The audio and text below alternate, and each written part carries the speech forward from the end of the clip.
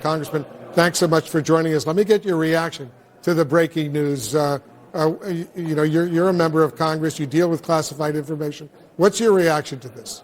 Oh, well, my reaction is pretty simple. I'm wondering why the Vice President of the United States had classified documents outside of the hands of the intelligence community. Listen, it's been pretty clear that presidents do have some classified documents. But the difference between a president and everybody else is the president has the ability to declassify information. The vice president has no ability to declassify information. So number one, what was he doing with classified information in his possession? Number two, why did it take 6 years? And I want to stress this for the American people. Joe Biden left the vice presidency in 2017. So it's taken 6 years for these documents to surface. That is incredibly concerning. And point number three, and this is the one that's most important.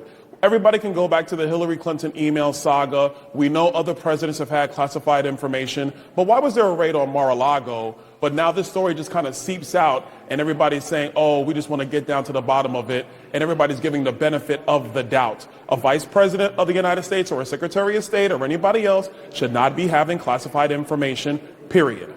Well, they have top secret security clearances. They can have classified information. The question is whether they can take those documents with them as they're going to a private office. That's the difference.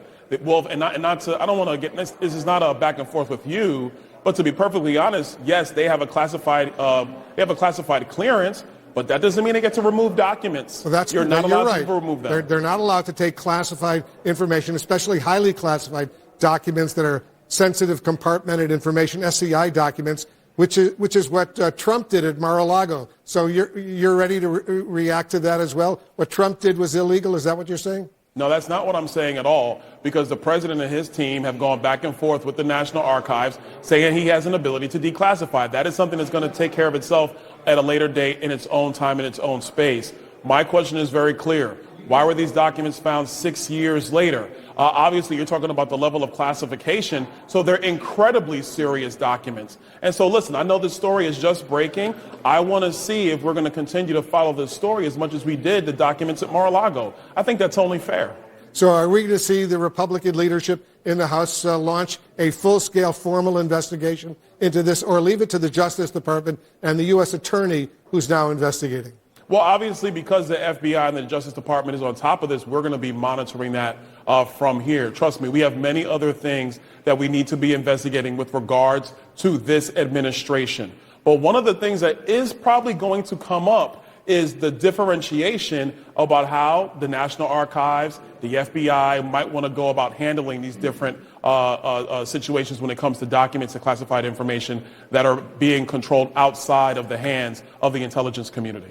Before I let you go, Congressman, I want to get to the matter before the House of Representatives right now, the vote on the new rules that is coming up very soon. There's going to be a formal vote on the floor of the House. This is the first big test for the new speaker after last week's chaos, and you're very familiar with that. How confident are you, Congressman, that this rules package will pass tonight? Well, two things. One, last week was not chaos. Last week was a deliberative, open conversation about leadership in the House of Representatives. It was an orderly process. We got the job done. Kevin McCarthy is Speaker of the House. On to tonight with the rules package. I fully anticipate that it will pass, and we're going to get down to business that the American people sent us here to do. Congressman Byron Donalds, so thank you very much. You can argue whether or not it was chaos or not. It seemed pretty chaotic to those of us who were watching, but I'll let you go right now. Appreciate it very much. Anytime.